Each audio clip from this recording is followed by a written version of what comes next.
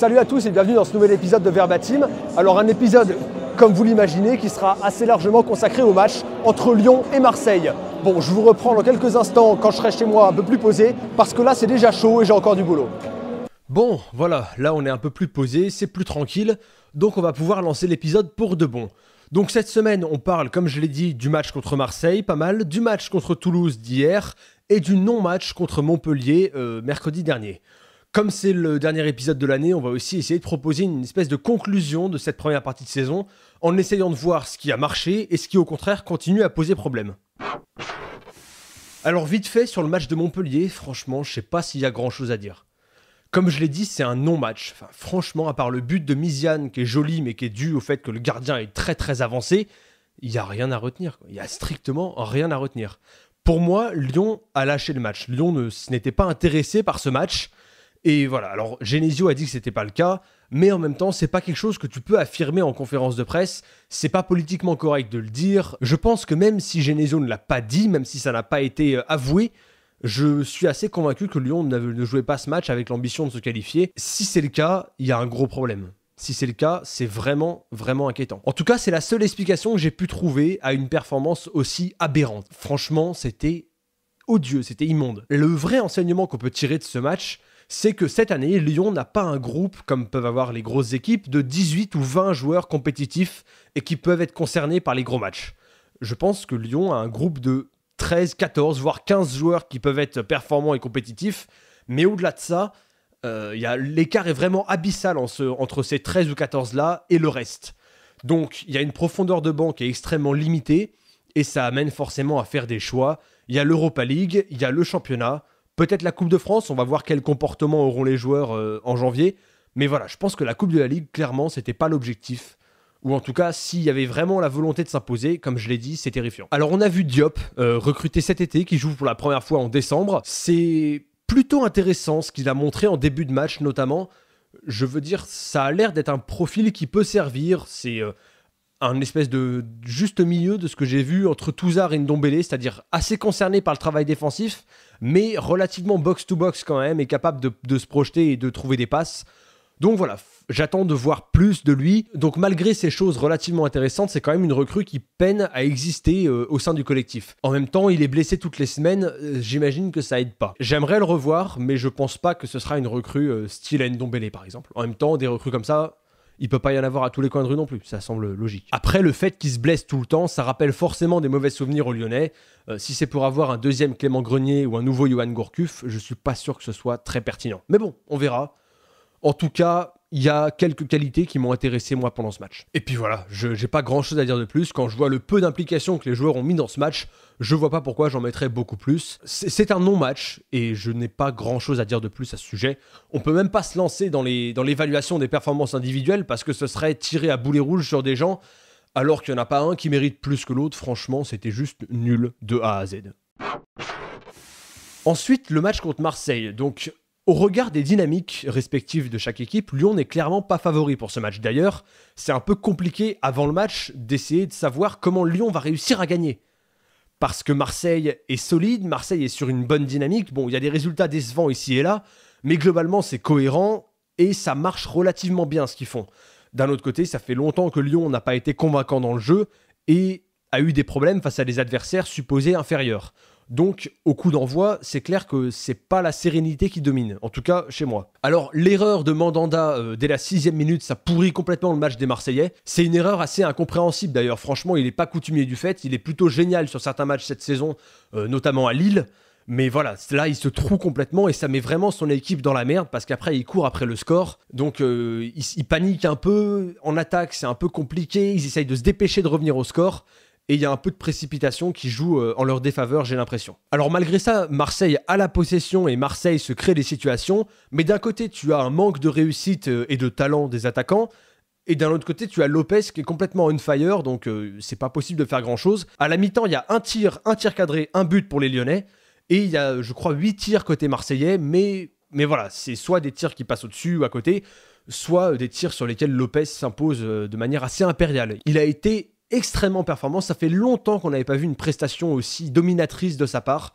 Franchement, c'était le grand Anthony Lopez et ça fait plaisir de voir qu'il est de retour parce que quand il est dans cet état-là, il n'y a pas grand-chose qui peut arriver à Lyon, franchement. Après, c'est vrai que ça pose des questions sur le niveau de l'attaque marseillaise, parce que bon, Mitroglou, j'en parle pas, les gens en parlent suffisamment, mais un mec comme Thauvin, un mec comme Payet, quand tu vois le prix qu'il a coûté, Payet, tu te dis, mais comment c'est possible ? De toute façon, l'inconstance de ce gars au long de sa carrière est assez incompréhensible. Je sais pas, à West Ham, il marchait sur la première ligue, et là, il arrive en Ligue 1, et il arrive à rien. Enfin, franchement, à part quelques exploits individuels dont il a le secret, globalement, c'est quand même très très poussif. Même les coups de pied arrêtés, il a des coups francs bien placés. Moi, franchement, j'étais pas serein parce que je sais ce qu'il est capable de faire sur coups francs, mais il en a rien fait de très très intéressant. Non, franchement, Payet, c'est vraiment... Enfin, si j'étais Marseillais, je commencerais à me poser des questions sur ce qui se passe parce que c'est pas possible de payer un joueur à ce prix-là pour un rendement aussi faible, surtout dans les grands matchs. En début de deuxième mi-temps, Lyon est mieux et se crée des occasions. Alors Genesio a dit après le match qu'il avait corrigé des trucs à la mi-temps sans pour autant passer un savon à ses joueurs parce que je pense que c'est pas son style de toute manière. Genesio, c'est pas Conte, c'est pas un joueur qui va sur un détail passer la mi-temps à pourrir son vestiaire. Je pense que c'est quelqu'un qui est beaucoup plus soft dans son management et qu'il a juste essayé de réajuster ce qui marchait pas. Globalement, le début de deuxième mi-temps lyonnais est intéressant. Donc il y a ce but refusé pour Kenny Tété. Et il y a ensuite le but de Mariano. Alors, à noter la super passe décisive de Maxwell Cornet. Cornet, ce sera jamais Fekir, ce sera jamais un joueur de cette trempe-là. Mais depuis quelques temps, je trouve qu'il arrive à être performant et qu'il arrive à avoir un impact sur le jeu. Et c'est assez positif, c'est bien pour lui et c'est bien pour le club. Donc ensuite, Marseille pousse, ça, il y a des occasions, il y a des situations, mais ne marque toujours pas. Quand c'est pas le poteau, c'est Lopez, enfin voilà... C'est infranchissable. Alors, je vais pas lancer la vanne sur les Portugais qui construisent des murs, mais Lopez, c'est un peu ça. Il a juste dit au début du match, bah, vous marquez pas. Voilà. Non, c'est vraiment l'homme du match pour moi, mais de très très loin. Il a été absolument écœurant pour les attaquants marseillais. Donc au final, Lyon s'impose, sans la manière, et avec un peu moins de réussite ou un Lopez moins éblouissant, Lyon peut très bien perdre ce match. Après, Marseille, ça fait partie de ces rencontres dans lesquelles le résultat prime assez largement sur la manière. Surtout au regard du classement, l'important c'était de gagner. Et la manière, c'était relativement secondaire, même si c'était pas flamboyant, et même si ça a marché grâce à des exploits individuels, notamment d'Anthony Lopez. Côté tribune, bah c'était l'Argentine. Voilà, il y a que ça à dire. Moi, j'ai eu du mal à me concentrer sur le match parce que c'était tellement dingue ce qui se passait. Magnifique, quoi. Les 30 ans des Bad Guns, c'est vraiment quelque chose dont on se souviendra, je pense. Ceux qui étaient là savent que c'était assez énorme. Le tifo d'avant-match, il est magnifique. Les autres animations, que ce soit à la 30e minute ou à la mi-temps, c'est fabuleux aussi. La fin du match où tu as Lopez qui est en train de saluer le virage sud et il tape un énorme sprint pour aller choper une torche et aller célébrer avec le virage nord. Quand il a sa torche dans les mains, il est comme un gamin, il est content comme pas possible. Ah, c'est des images qui sont magnifiques. Moi, j'ai adoré voir ça. Franchement, du stade, c'était fabuleux à voir. Donc, si sur le terrain, il y a des choses à corriger, côté tribune, franchement, c'est une performance assez exceptionnelle de la part des supporters. Et c'était magnifique, sincèrement. Bravo à tous ceux qui se sont bougés. Il y a des gones qui étaient debout à 9h du matin, qui étaient au stade à 9h du matin pour préparer les tifos, les animations. Bravo à eux, ils font un gros taf. Et c'est eux qui font vivre le club. Le club, c'est eux. Je l'ai dit, je le répète. Sans eux, le club n'existe pas, ou alors tout le monde s'en fout. Alors ensuite, il y a le match contre Toulouse. Donc Toulouse, c'est jamais un déplacement facile. Alors en plus, c'est le dernier déplacement d'une très très longue série de matchs. J'ai pas pris le temps de faire le calcul et de regarder combien de matchs Lyon a joué sur le dernier mois et demi. Mais à mon avis, c'est assez formidable. C'est assez éprouvant, donc physiquement forcément on peut pas s'attendre à la même fraîcheur que celle qu'il y avait par exemple sur le match contre Nice. En plus c'était après un gros match, donc celui contre l'OM, 3 jours après seulement. Donc on a un Lyon qui se présente en 4-3-3 avec Fekir sur un côté. J'ai envie de dire pourquoi pas. Et en y réfléchissant, tu te demandes si avec une animation un peu similaire à ce que fait Unai Emery au PSG, ça pourrait pas être la solution côté lyonnais. Je m'explique. En gros, à Paris, tu as Neymar, Cavani et Mbappé. Et Neymar, il est sur son côté, mais il a cette liberté de repiquer dans l'axe pour se mettre du coup derrière Cavani et Mbappé et distribuer le jeu, organiser un peu les phases offensives. Parfois même, il va reculer plus bas sur le terrain pour remonter les ballons, toucher un peu la balle et soulager son équipe à la relance.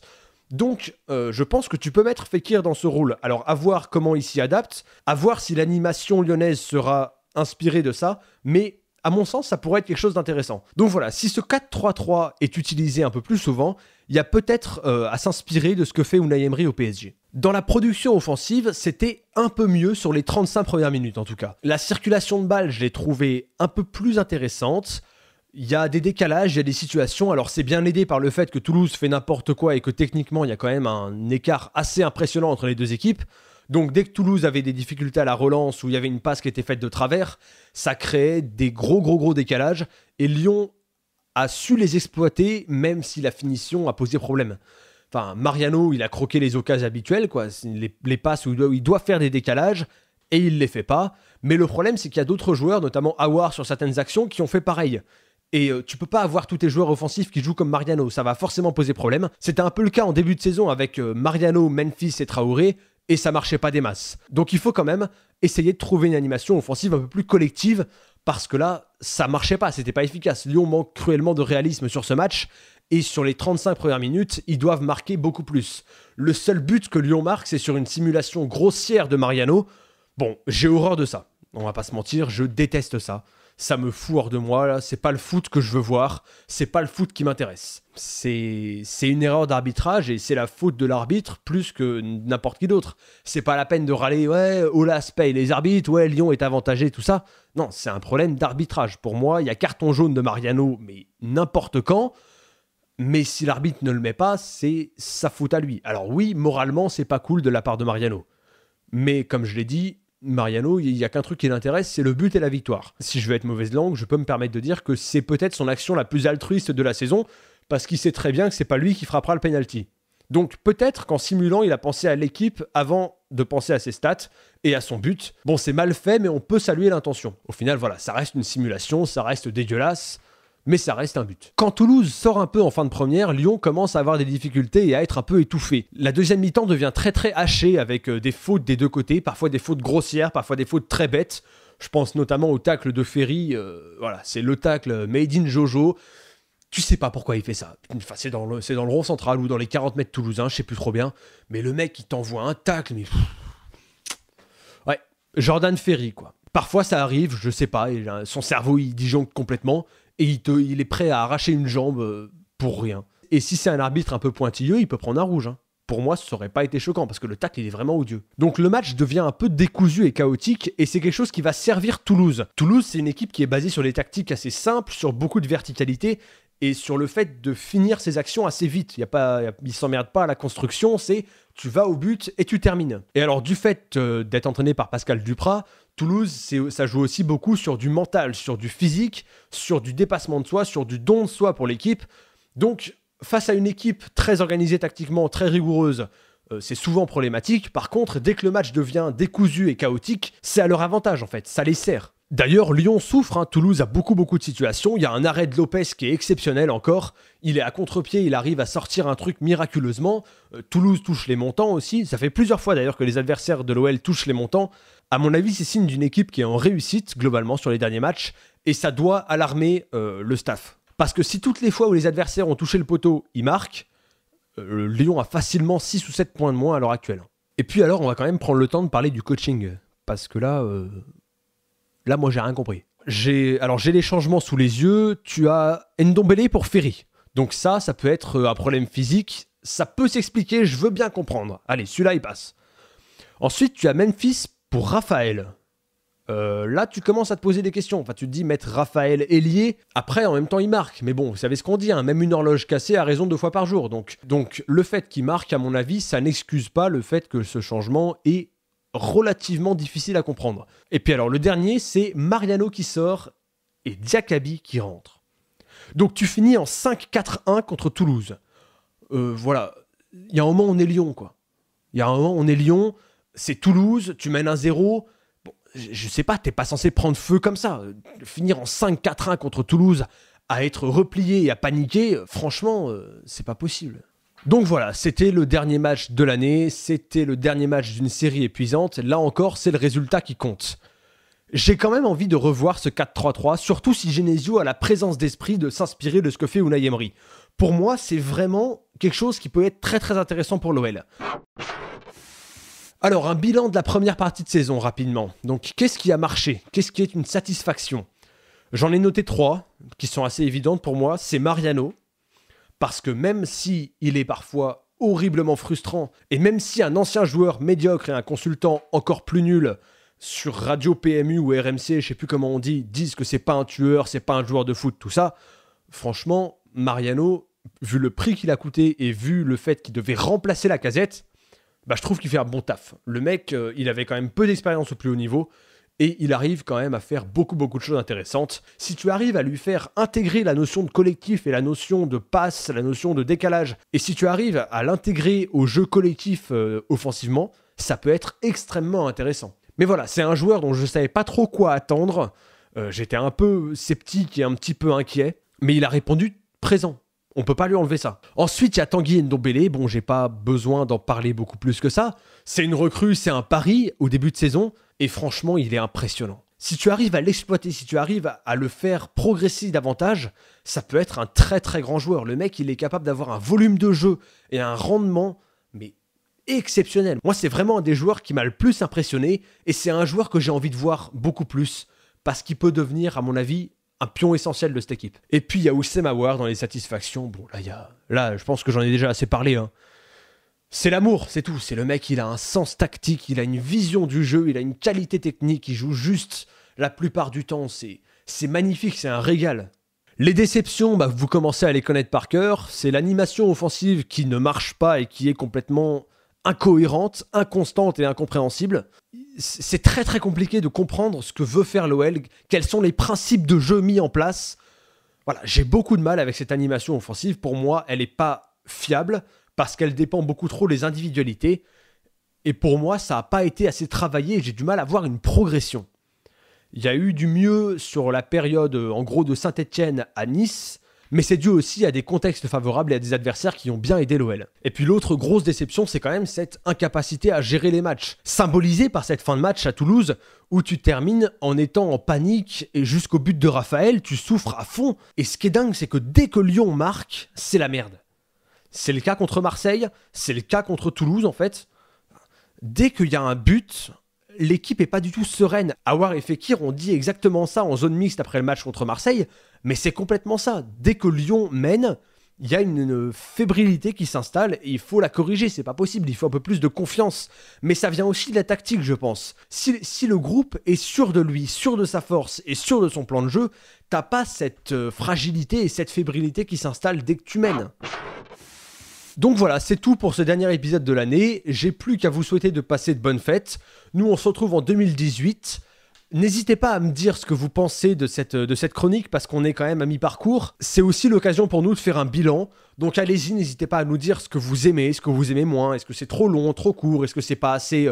Voilà, je vous écoute. Qu'est-ce que vous aimeriez voir? Qu'est-ce qui vous intéresserait? Qu'est-ce qui au contraire vous saoule un peu? Voilà, n'hésitez pas. Je vous souhaite de très bonnes fêtes et je vous dis rendez-vous en 2018 pour le débrief du match contre Nancy.